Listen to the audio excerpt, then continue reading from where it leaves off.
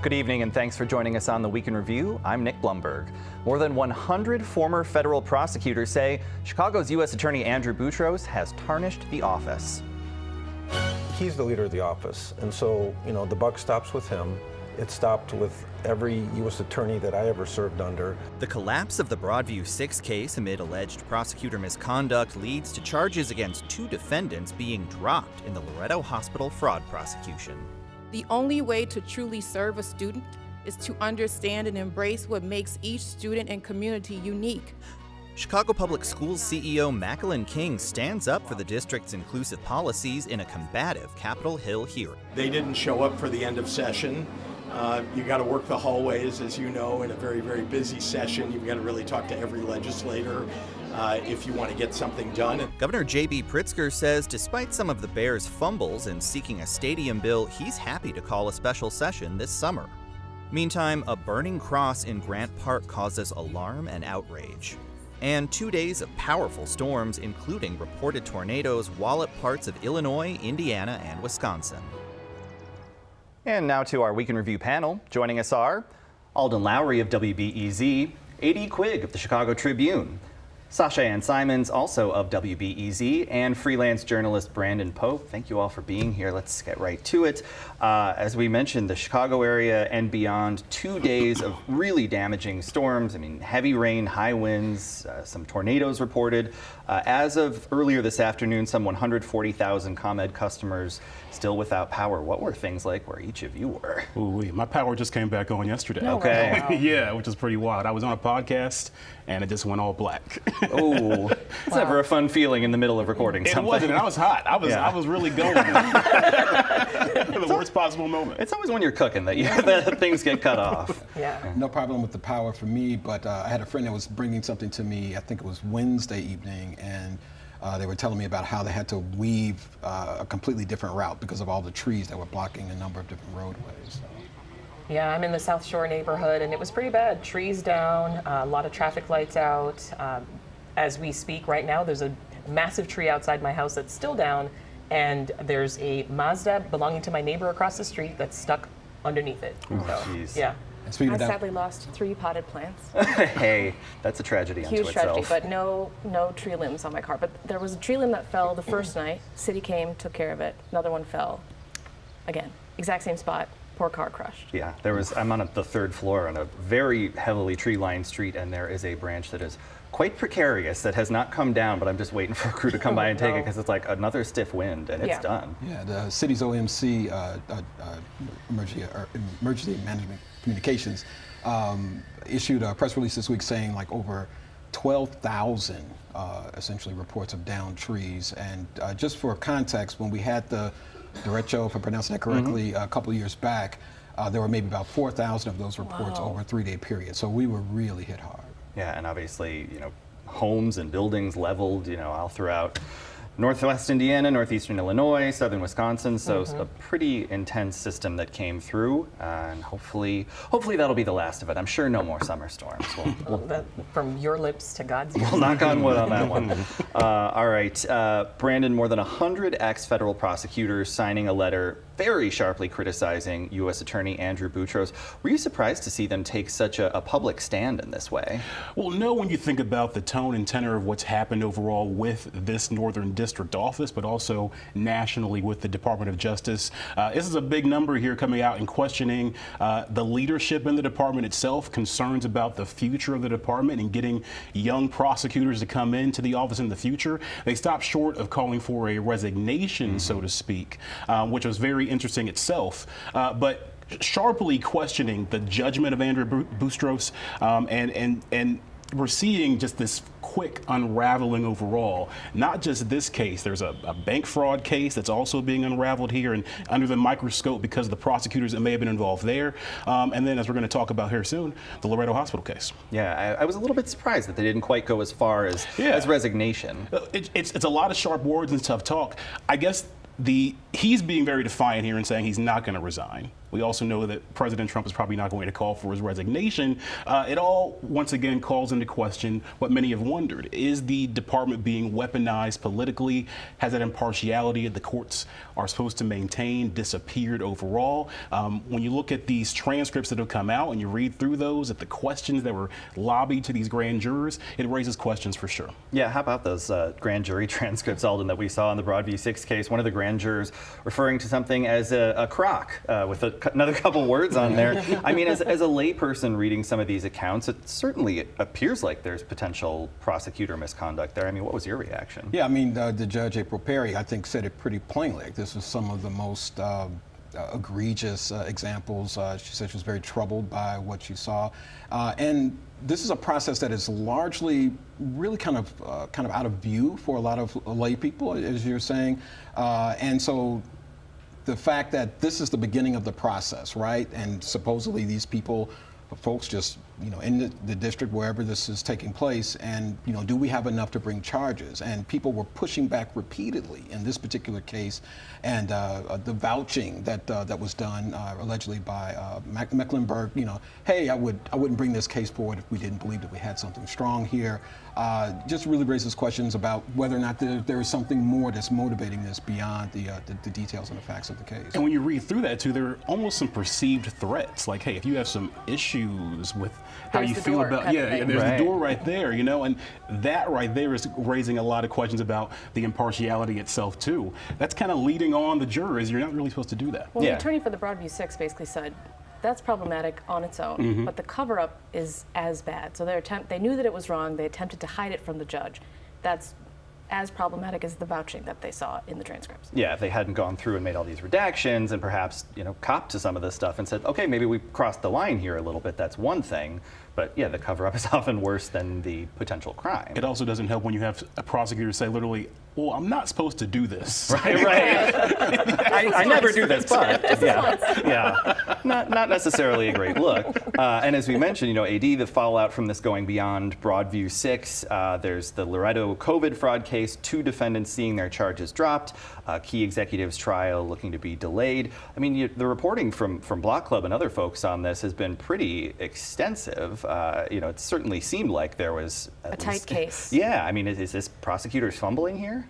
I would say so if they already basically agreed to drop it against the 2. Yeah. We'll see how the rest plays out. But yes, I think it's a lot of harried concern. Yeah. And this is especially notable for this office, which for years as reporters we've known to be like really the hammer against corruption in Illinois for decades and decades. So the fact that this happened in the first place and that the fallout has been so immediate is really noteworthy. Yeah, huge reputational damage here, and yeah, as Brandon mentioned, could affect the pipeline of folks coming into the office. This case, as Block Club and other publications have reported on, affected so many people involved. Tens of millions of federal dollars misused, maybe hundreds of millions of federal dollars misused on COVID testing at like a crucial time in the pandemic. So like the scale of the potential fraud that could be found here, if that case falls apart, that has big implications. A crucial time and a vulnerable time. If you remember 2020, just how much we relied on COVID testing and just all the different places. I know I traveled, I'm sure some folks tried to travel as well, and just the sheer need to do so. So I can definitely see myself and others falling victim to fake tests. Oh yeah, and at such a critical safety net institution like You're Loretto. Going to Loretto. Yeah. Why would you think that Which there's benefits any a lot issue? of low-cost people too. Yes. You're really preying on the vulnerable with that. Yeah, absolutely. Well, be interesting to see what happens with the remaining charges in that case. Sasha, shifting gears, CPS CEO Macklin King was grilled in a congressional hearing about things like the district's Black Student Success Plan, its gender-affirming policies. From what you saw of and read about her testimony, did it seem like she held firm in this environment that's really designed to knock her off her game? Yeah, I think she did. They did make it tough for her, though. Those the Republican members of Congress who were grilling her were very much, I think, just on their own agenda to expose her in some way, right, and expose the district in some way for wrongdoing, for which, in reality, we know it's just having, inclusive policies for transgender students, having sex ed curriculums that are inclusive, but they, accused her of things like having a hyper-sexed whatever that means, hypersex curriculum. And so she held her ground. She maintained that the district was in compliance with the law, and there was nothing wrong with how we were creating a safe space for children to learn, and environments for them to be one with their peers that come from different lived experiences. Well, and of course, as she pointed out, many of these policies are a result of state law, that these aren't necessarily CPS coming in and saying this. There are things that supersede the district. Right, and so I think she held her own. I think as a new CEO for the district, very new to the job, I don't expect her to do much more than what she displayed in Washington. Yeah, and obviously not necessarily a hearing designed to get answers as much as maybe to make some political points. Sure. AD, the deal Chicagoans love to hate, our privatized parking meter deal. There's a group of alders coming out saying they're going to block a sale of the meters to a different investment firm that's proposed, not necessarily because of the sales terms, but because they say the mayor withheld information. What do we know? It's not so much the deal itself, which we all know and hate. I mean, speak for yourself. I think it's fine. We love it. We love it. You're an employee of Laz Parking. It's fine. She has Dubai ties that we don't know. Right. It was more about the notification period that City Council should have had about the details of the sale itself. Council saying they should have had 60 days to read and consider this, and the mayor only gave them a scant amount of time. They're pushing back against that. Alden, this is sort of another in a string of stories we've seen about the back and forth between the mayor and council. From your read of the situation, is this a personality clash, or was this a real sort of gap in what the mayor's administration should have done here? Well, I would say yes to both those things. I think there is very clearly, Mayor Johnson has not been on good terms with the council for, almost since his inception in the office. And I think there's also this sense that, here's a very difficult situation in terms of the city's finances, and the mayor's looking for literally any idea to bring in new revenue. And I think the thought was, can we get this ball rolling perhaps before we can, kind of get into a debate around this? Not that he was necessarily trying to pull this one over, but I think there might have been a little strategy behind what he was doing. I thought it was interesting the Johnson administration response, like, oh, no, we weren't saying that was the deadline. Right. It's just the date by which we need to have an update. Yeah, right. It's like, no, sir, we need more time. Yeah. But the question is that the deadline he gave this New York firm, or, did he say it in those terms or not? This is a classic example. We see it over and over. The council flexing their muscle and reasserting, hey, we are the power of the purse. We are the legislative body here. And we've seen kind of that power struggle grow since the Lightfoot administration. It's just another one of those latest battles here. The same folks that are kind of part of that, they don't like to hear it, but that corporate caucus in a sense. Well, and there's so much regret over everyone that ultimately approved the first parking meter deal that I think there's so much fear if we don't read this closely, we're going to screw ourselves over politically again. Yeah, I think it's probably a good practice for members of the city council to be in. To have more than 2 weeks, that'd be great. Yes, I think we can agree on that. And to your point, it's the same group that also, was all against the corporate head tax, right? Yeah. And pushed for that alternative budget that we ended up seeing at the end of last year. Yeah. Interesting thing about all of this, though, I think, is that Mayor Johnson is the one who really has to wear the jacket with regard to the city's finances. And like I said, I think he's being incredibly creative with some of the ideas, selling debt, all these other things. It's a tight spot. So, yeah. Yeah, a hugely structurally imbalanced budget that he wasn't responsible for imbalancing. Well, and this is like kind of a precursor of, I think, the posture we're going to see from these same people heading into the budget season, which kind of kicks off end of this month. So I think it's just people kind of warming up. Yep. Flex those muscles before we dive right in. Yeah, fair enough. All right, Brandon, the Bears say they're looking primarily at Hammond, Indiana, but there's maybe a chance. Governor Pritzker says he's happy to call a special session if Illinois lawmakers can come together and come up with a stadium bill. How likely does that seem right now, coming off this last session? I'm skeptical that a special session could come together, just based off how Pritzker has operated in the past. And we're all tired of this Bears Stadium. Yep. Aren't we? So I think we're all tired of it. We're done. At the end of the day, I'm curious what the political implications are going to be, because I think Pritzker is perfectly fine in his eyes sitting here and putting the onus on the Bears and saying, hey, I'm protecting taxpayers. For him politically, whether it's locally or for 2028 presidentially, if he ever decides to run, that fits in line with what I think the message he wants to go for, and the same for Illinois legislators overall. The Bears here, they've got to decide, are you going to really go to Hammond, which seems like it's got its own problems right now without the actual location, specs and everything done yet? Or do the Arlington move? Or is Chicago actually a real possibility? That seems out of the question too, because Michael Reese, they've already said they don't like it. And never say never in any of these situations. Yeah, that's true. Stuff has gone sideways so many times that I'm not making bets on anything except that no one will have their stuff together in time for special session. I feel pretty solid about that. I do think it Special really session is is down to happening. Arlington Heights or Hammond, though. I think it's gonna I think Chicago's out. Yeah, I think that's probably a fair bet to say. Let's take bets. Yeah, right. Because if you stay on the lakefront, it's going to take taxpayer dollars. Right. And I don't think Johnson's going to want to eat that either, especially going into a mayor's race where he's already kind of going to have some headwinds. Yeah, and we heard the governor this week, Sasha, reiterate that the Bears didn't play things very well in Springfield, and also point out the fact that there's a lot of work to do on this Hammond site, so even if they don't come back until the veto session in November, there's still time, but no love lost between the governor, state lawmakers, the Bears. No love lost at all. Governor Pritzker was incredibly frustrated, and he's pointing all fingers to the team, and so it'll be interesting to see how this wraps up. But I think he's just as fed up as the rest of us. Well, it's nice to know we're all on the same page on this one. I mean, you talk to Southsiders, I think many of them are just like, put it in Hammond. Right. It's closer I feel to like it's us. just as close. We go there for gas anyway, who cares? Like, that's where my Costco is, why not? Yeah. People are going to stay in Chicago anyway. Yep, absolutely. I just grocery shopped there yesterday. Well, there you go. All right, proving the point. All right, pretty horrifying scene downtown this week after someone set fire to a cross in Grant Park. Alden folks have released a picture of the person of interest. So far, no word beyond that. I don't even really have a question here, but this is something that cannot go unremarked upon.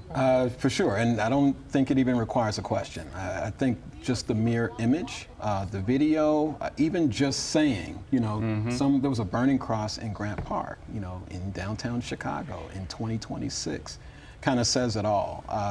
It requires no words, no description or anything. It sends a very chilling effect, particularly among members of the African American community who know the history, who know the weight, who know what it represents, and who knows the violence that was committed. I mean, it's essentially, think of the swastika being the calling card for Nazi Germany and the Holocaust and all of that pain and suffering, and the burning cross is essentially that emblem for Black Americans. Yeah, I think of the woman who was driving by and who took the video that we've all seen. I think she was running errands with her daughter in the car, and she was just highly confused. Is this a religious thing? Is this a racial thing? Of course, she's a Black woman as well, and she was also thinking of that history. And Father Pfleger, as we know, is now putting up a $10,000 reward if folks have information that they can share to bring that suspect forward. But I mean, that picture, I think, that image is pretty clear. I mean, if you know this guy, I would hope that someone would step forward on this. I would hope so too. Yeah, something I hope to never have to report on again in my career. Yeah. All right, AD, some frustrating news for Cook County property owners, I should say, once again this year. What's going on with the tax bills here? So bills will be approximately 2 months late. I never want to speak with any certainty anymore. Okay, fair about enough. the order of property tax. Kind of like the Bears deal. Yeah, right. The last couple of years, I feel like this is my whole world. So this is kind of a cascading leftover from all of last year's problems. The way the property tax system works, it's all a series of handoffs from office to office. So last year's delays have kind of rolled into this year. On top of that, we're still in the middle of an upgrade of the county's taxing systems, which is going okay. That is not what's screwing up this year's bills, but it is another continuing worry for other parts of the property tax system. So the good news is for school districts, library districts, suburban taxing bodies in general, the county, if folks are really in need, has started a zero interest loan program to help them get over that budget hump. Last year we saw a lot of districts troubled because they're essentially waiting for this money to get through the rest of their fiscal year. Right. They count on it. They have no power over whether or when it comes in. There are still some districts who have been overpaid and underpaid. There's just a lot still to untangle and a lot of upset folks. even with that sort of bridge loan fund, though, you heard from some officials in the county that are really not pleased about Yeah, this. they have had it for many months. Officially. They've had it officially 4 months, but this is the first time they've gotten in front of commissioners and in front of the leaders of these property tax offices and basically said, get it together. We can't go through this again. In part because they're hearing from their own boards, their own constituents saying, you're pressing pause on this capital planning thing. We can't get a new air conditioner. You can't, some people were worried about making payroll. So this was their first chance to kind of sound off and tell tax officials, I don't care what you got to do, get it done. Well, I was going to ask if the county is still actually looking at or trying to throw blame on this new system or operating system they're using from this Texas company. Is that still not for bills now, but for a bunch of other stuff that's still ongoing. So part of that is also like school districts, library districts don't know. So the money they have received, they got money, but they don't know what fiscal year to count it towards. So none of them can finish their audits, which are a big deal. Some of them got bond rating downgrades because they couldn't make payments on time because they were expecting this money. So there are still lingering problems with that Tyler system, but that's not exactly what's contributing to the late bills. There's just so many problems that everyone owns a little piece and everyone's mad. It's a little cornucopia. No one's happy with any of the things inside of it. Pretty much, yeah. Okay, great. All right, Brandon, it's been a who's who of folks at the first Rainbow Push Coalition Conference, the first since Reverend Jackson died. Governor Pritzker, former Secretary of State Clinton, former Transportation Secretary Buttigieg, Reverend Al Sharpton. You reported from the Reverend's memorial services. How important was it for the folks that you talked to try and keep his legacy alive, including through things like this big conference? Absolutely. Salient important for so many of them, especially at a time where we just saw the Voting Rights Act completely obliterated. That is something that Reverend Jesse Jackson was very passionate about, was getting people to the polls, especially people of color. The big question for Rainbow Push with this conference and really after this conference is going to be, and they've been dealing with this for a while, how relevant is the organization today? And under Yusuf Jackson, the son of Reverend Jesse Jackson Sr., what is the path forward? How do you modernize? How do you bring in new people? That's going to be a big question swirling around the conference, already has been right now, as we get into the years ahead, because this is an institution, but it was largely off the back of a giant. Now that that giant is gone, can it stay there and still be as purposeful and relevant to political action in a changing political landscape? Yeah, it'll be very interesting to see what the future brings, but certainly an interesting lineup just this year alone. Oh yeah, Hillary Clinton. Yeah, wow, that's a name. All right, another big event, World Cup underway. Supposed to bring folks together, but Alden, we're hearing from from teams, from fans who are concerned about some of the harsh immigration policies in place right now. I mean, is this potentially affecting the United States' reputation with something that should be kind of a showcase moment for us? It's certainly a flashpoint, I think, perhaps to confirm some kind of hard feelings that might already exist with regard to what's been happening here with immigration. You run the gamut from the first Trump administration to this one. All the list of countries that are banned, where there have been more intense immigration enforcement for folks arriving from these countries. This is just kind of like another log on that pile, particularly at a moment for an event that literally the globe, outside of the Olympics, I don't know if there's any other sporting event that brings all the globe's countries together the way the World Cup does. Yeah, absolutely. I do think it's really fun, though, to see these people come from European countries and discover. Have you seen this guy, Freddie? Yes. Here in Chicago? Yeah. Not in Chicago. There's a guy on Twitter, if you're still on Twitter, there's a guy, Freddie, German flag. He's been driving from place to place across the country and just like marveling at how beautiful our scenery is, but also going to places like Buc-ee's the and American like Waffle South. House and having an absolute blast and like restoring my faith in the goodness of He's having a time. American culture, they're soaking it up. I just saw a great video. The Japanese soccer fans and Mexican soccer fans couldn't bring tequila into the venue in Kansas City, so they decided, hey, we're going to chug it out here together. Sport brings people together. They found a solution. Tequila brings people together. Yeah, it was quite the video, and they were taking some big swigs in there. It's like they're going to have a very interesting time at that game. That's football for you. Absolutely. Do tequila, you better take us ahead. You better be ready for it.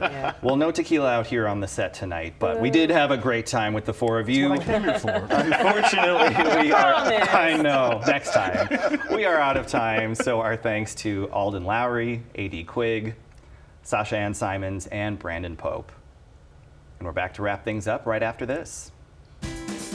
Chicago Tonight is made possible in part by the Alexandra and John Nichols family, the Polk Brothers Foundation, and the support of these donors.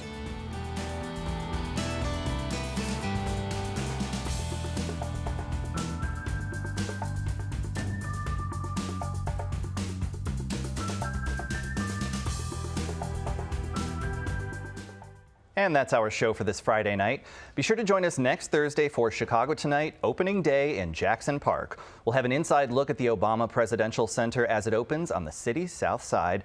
That's Thursday at 5:30 and 10 on WTTW.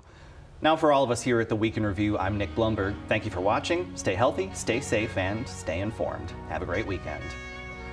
All right, Sasha, folks think about Lake Michigan, they think about beach days or swimming or fishing. You talked to some folks this week who treat our lake like the deep blue sea. Tell us about that. They definitely do. For World Oceans Day, we had a panel of enthusiasts on, and we went into the backstory of a scuba diving certification organization that actually originates here in the Chicago suburbs. So now that you can go out and scuba safely and you can get good training and you don't hear all these instances of people, dying by diving, that's thanks to Chicago. You know how they say all the cool things happen here in the city? Oh yeah. That is very true, a very true statement. And also, shipwrecks are still a thing. They're still around. Yeah. You can check out the Silver Spray at 47th. You can still see pieces of shipwrecks. Are And there like planes near Navy Pier? there are, Whoa. there are. So we dug into all of Like that. World War II?